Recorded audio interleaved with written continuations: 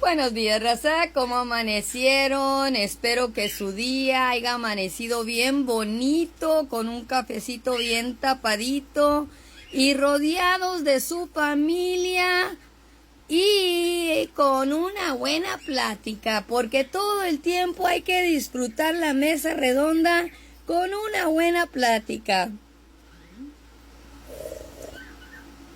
Good morning, everybody. It's Tuesday. I hope your Tuesday started with a nice cup of coffee and a donut on the side, sitting at your table surrounded by your family and just chit-chatting.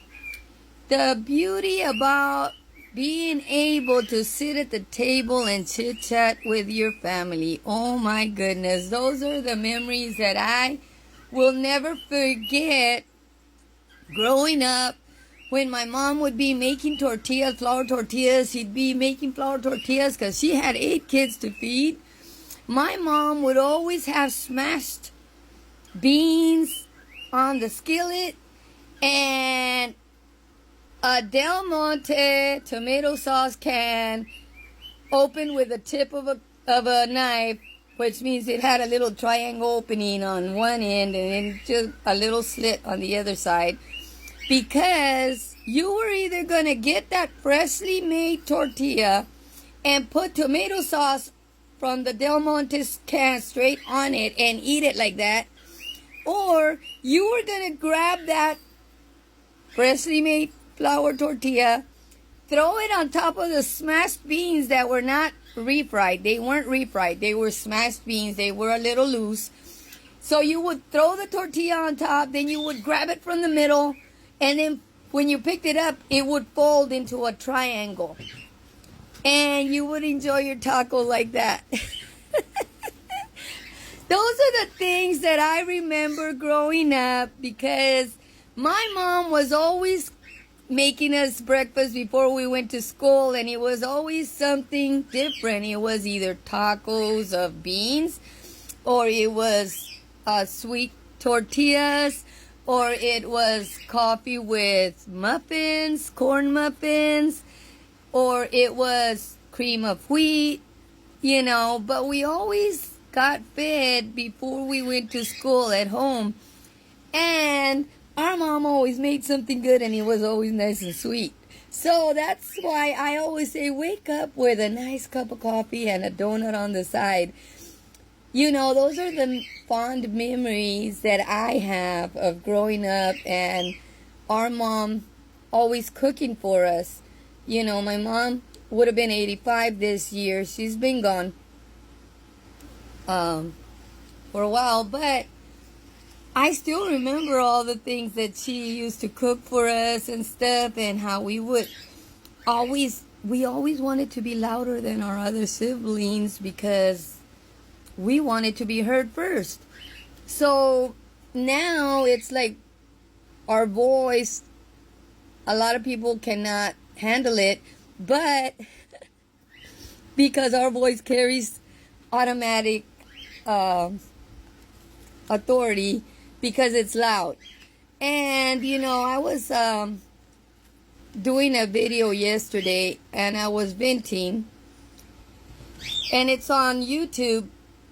My video is on YouTube, but I was venting about something that's going on here in South Texas, and somebody that does not have a real name on their apps, because there's always people that don't like to use their real names to protect themselves, and I realize that, but decided to write on my video.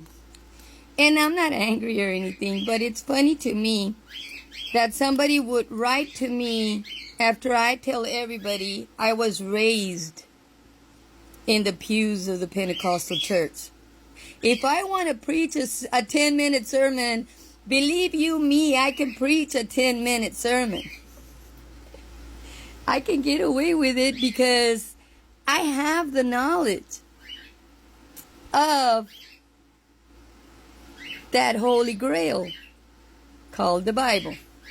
But this person wrote to me, and they weren't being rude, but they were saying, well, since you say that you were raised in the Pentecostal church. He didn't put the Pentecostal church. But since you say you went to church, do you know how you get to heaven?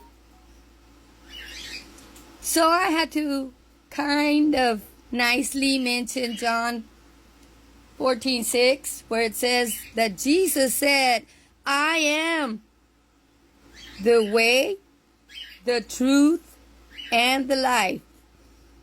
No one gets to the Father if it's not through me.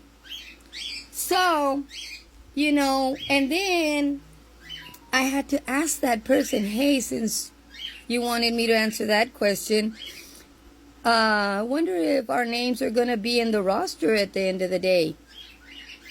Since you're kindly asking me if I know how to get to heaven. It's not because I have a bad mouth that you're telling me this. I hope it's not.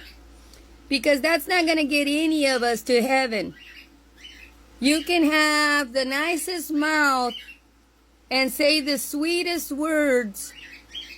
And if you don't have Jesus in your heart, you're not going to get to heaven. And at the end of the day, when you do get to heaven, and when we do get there, because I'm going to be there, and we get judged, is our name going to be on the roster in the book of life? That's what's going to matter.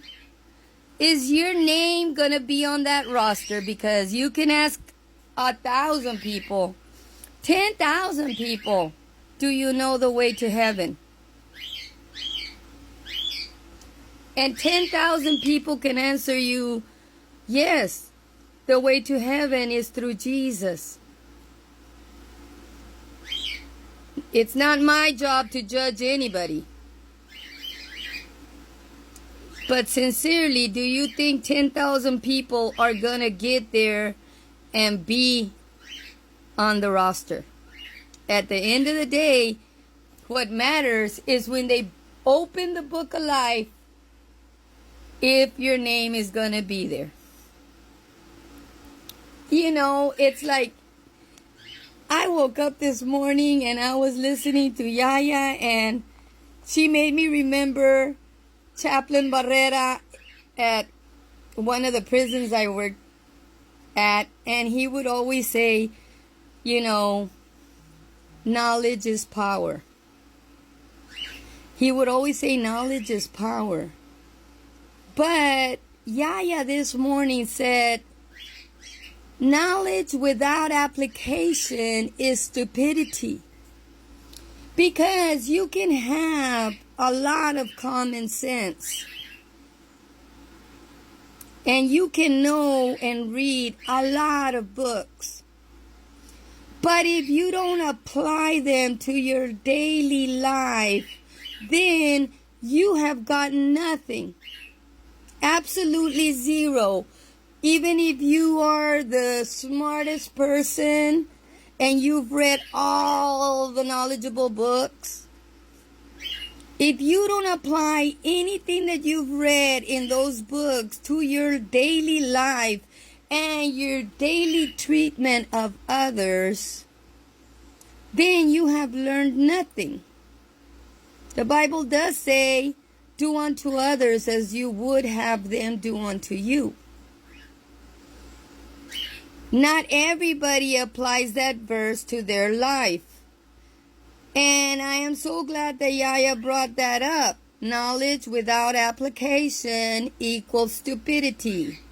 Me da mucho gusto que Yaya trajo ese versículo a mi mente.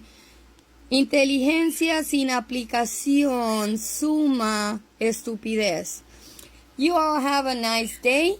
Enjoy the rest of your day and apply a few of the things that you learned from those books to your personal life as you walk this life and treat others as you want them to treat you.